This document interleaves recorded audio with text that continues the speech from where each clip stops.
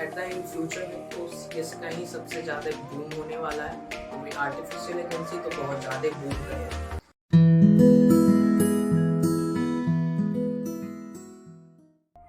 So hey everyone, this is Shubham, welcome to Shubham speaks. तो जैसे कि तुम लोग ने थंबनेल देख ही लिया होगा कि आज हम पर्टिकुलरली जैक दहली के बारे में बात करने वाले हैं। उसका प्रेफरेंस ऑर्डर क्या होना चाहिए, प्रेफरेंस जो होता है, क्या मुझे डीटीयू आगे रखना चाहिए या मुझे एनएसयूटी आगे रखना चाहिए या फिर ट्रिपल आईटी दिल्ली आगे रखना चाहिए।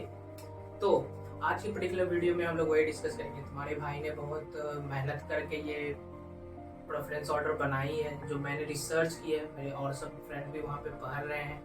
मैंने उससे बात की, मैंने कोड़ा में रिव्यूज लिए, तो उसके बाद मैंने प्रेफरेंस ऑर्डर बनाई।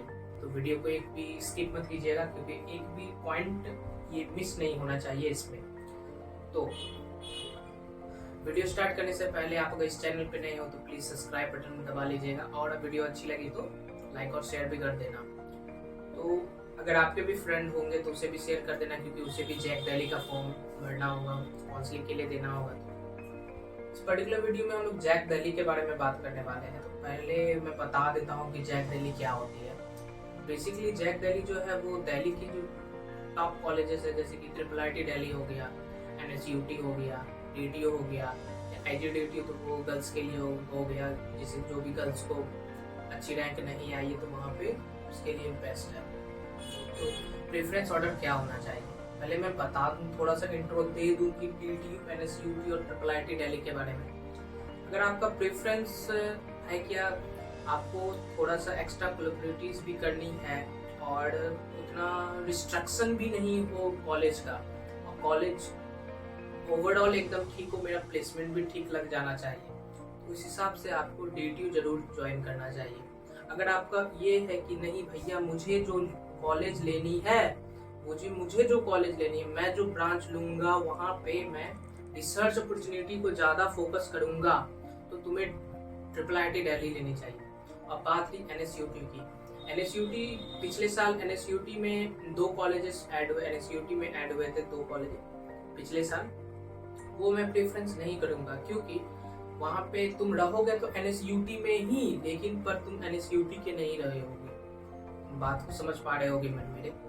देखो क्या होता है कि वहाँ पे तुम एनएसयूटी के नाम के ही कहलाओगे, वहाँ कैंपस अलग है, कैंपस साइज छोटा है वहाँ पे, और वहाँ के जो फैकल्टीज होंगे वो फैकल्टी भी चेंज होगी, तो तुम थोड़ा बात को रिलेट कर पा रहे होगे मेरे। तो मेरी प्रेफरेंस ऑर्डर तुम्हारी क्या, एनएसयूटी जो है वो मेन दिल्ली में है, और आगे बहुत सारे मॉल्स वॉल्स हैं, तो तुम्हें बहुत फील होगा, तुम एनएसयूटी भी जा सकते हो अगर तुम्हारा प्रेफरेंस ऑर्डर यही है कि भैया मुझे थोड़ा एक्स्ट्रा एक्टिविटीज भी करनी है, जैसे यूट्यूब हो गया या फ्रीलांसिंग हो गया या तुम्हें स्टार्टअप बिल्ड करना है। तो आज तो प्रेफरेंस ऑर्डर क्या है। अब बात रही कि भैया ट्रिपल आईटी दिल्ली के बारे में। ट्रिपल आईटी दिल्ली इसलिए मैं बता रहा था ट्रिपल आईटी दिल्ली, क्योंकि डीटीयू एनएसयूटी के मुकाबले ट्रिपल आईटी दिल्ली की ट्वाइस फीस है। भैया आप मुझे ये डिटेल में बताओ पहले कि ये ट्वाइस फीस का क्या है। अगर लगभग 2 लाख रुपए के आसपास से तुम लोग का डीटीयू का फीस है, डीटीयू एनएसयूटी वही अप्रॉक्स ऊपर नीचे जो भी थोड़ा होगा, और ट्रिपल आईटी दिल्ली 4 लाख की है, 4 लाख अप्रॉक्स पड़ जाता है। तो अगर तुम्हारी फाइनेंशियल में कोई बॉन्डिंग नहीं है तो तुम जरूर ट्रिपल आईटी दिल्ली जा सकते हो, वो बहुत अच्छी कॉलेज है। तो भैया आप मुझे बताओ कि अब मुझे बताओ कि इसका प्रेफरेंस ऑर्डर क्या होगा। जैसे कि जैक दिल्ली में इस साल 2 कॉलेजेस और ऐड हुए हैं, एक स्वामी विवेकानंद करके कुछ नाम है, और दूसरे ऑल्दो मुझे नाम याद नहीं है उस 2 कॉलेजेस का जो भी ऐड हुए हैं। तो इसमें क्या है कि मैंने वो 2 कॉलेजेस को कंसीडर नहीं किया है। तो आप पूछोगे भैया क्यों नहीं कंसीडर किया, कि ऑल्दो वो नए कॉलेज, नए मतलब पुराने ही हैं, बस उसका नाम चेंज कर दिया गया है, और as compare to this and this college, उसके कंपेयर में वो थोड़ा नीचे आ जाता है। तो आप पहले जो मैं प्रायोरिटीज दूंगा पहले वो सब भर दें, अगर उसमें भी अगर आपको नहीं मिलता है तो आप अगर चाहें तो वो भर सकते हैं। मैं वो कॉलेज के कंसीडर 2 कॉलेज का कंसीडर नहीं करूंगा इस पर्टिकुलर वीडियो में। चलिए स्टार्ट करते हैं। अगर आपका सबसे पहले प्रायोरिटी बेसिस पे है कि मुझे एट द एंड चाहिए अच्छी प्लेसमेंट, तो उसके बिहाफ में मैंने अच्छी प्लेसमेंट चाहिए, ओवरऑल कैंपस का एनवायरनमेंट चाहिए, और कैंपस अच्छी होनी चाहिए, मुझे घूमना वूमना भी है। तो ओवरऑल मैंने ये कंसीडर करके ये प्रायोरिटी बेसिस पे ये मैंने बनाया। अब ट्रिपल आईटी दिल्ली को आप ऊपर नीचे भी कर सकते हो, क्योंकि ट्रिपल आईटी दिल्ली की फीस भी थोड़ी हाई है और क्योंकि कैंपस थोड़ा छोटा है as compare to this and this, और थोड़ी डिस्ट्रैक्शन में, क्योंकि ट्रिपल आईटी जो कॉलेजेस होते हैं वो रिसर्च ओरिएंटेड होते हैं, तो आपको बहुत ज़्यादा मेहनत करनी होगी वहाँ पे। और होगा क्या कि एट द एंड आप लोग को प्लेसमेंट तो वहाँ अच्छी मिलेगी, लेकिन आप दूसरा कैटेगरीज में थोड़ा सा कम आ सकते हो as compare to this and this college, क्योंकि वहाँ प्लेसमेंट तो बहुत अच्छी होती है। लेकिन ट्रिपल आईटीज कॉलेज, मैंने ट्रिपल आईटी दिल्ली की नहीं बात कर रहा हूँ, ओवरऑल जितने भी ट्रिपल आईटीज होते हैं वहाँ पे आप लोग को हाई प्रायोरिटी बेसिस पे बहुत ज़्यादा वर्क दिया जाता है। तो आपको जैसे डिस्प्ले बोर्ड में शो हो रहा होगा, मैंने NSUT को ऊपर रखा है as compare to triple IT Delhi. क्या भैया NSUT अच्छा है ट्रिपल आईटी दिल्ली से?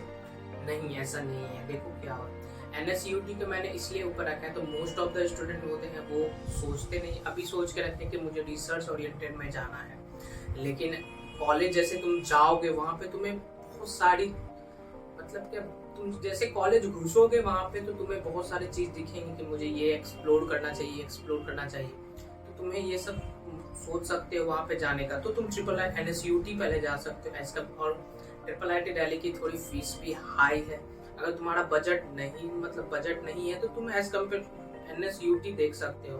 उसके बाद मैंने ट्रिपल आईटी दिल्ली को रखा है, फिर उसके बाद ऐसे ही NSUT ट्रिपल आईटी दिल्ली। उसके बाद तुम लोग के एक सवाल आ रहे होंगे, जैसे कि यहाँ पे मैं बता देता हूँ कि जैसे यहाँ पे है कि भैया अगर आपको कोर में जाना है, अगर तुमको कोर में जाना है, कोर में क्या मतलब भैया डिटेल में बताओ इसके बारे में, कोर का क्या सीन है?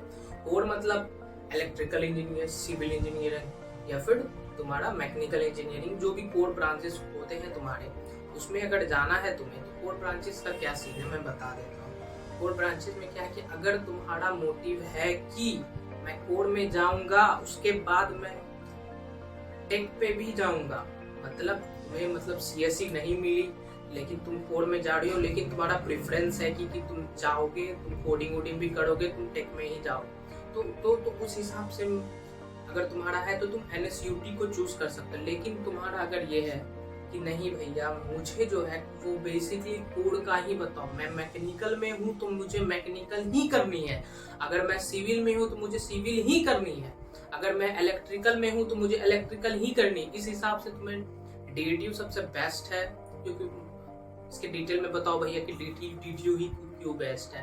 अब तो देखो तो मैं बता दे रहा हूँ, DTU इसलिए ठीक है क्योंकि वो तुम्हारी थोड़ी पुरानी कॉलेजेस है, उसके जो प्रोफेसर्स हैं जो कोड की, तो वो बहुत अच्छा उसमें ग्रिप बना हुआ है DTU की, तो तुम DTU चॉइस कर सकते हो। अगर तुम्हारा मोटिव है कि मुझे जो है कोड में ही जाना है, तो जैसे कि तुम्हारा डिस्प्ले बोर्ड में शो हो रहा होगा, देख लो। उसके बाद में ये लास्ट वाला जो है, इस हिसाब से सिविल विल तुम लोग स्क्रीनशॉट मार लेना। आई होप कि तुम्हें ये प्रेफरेंस ऑर्डर अच्छी लगी होगी।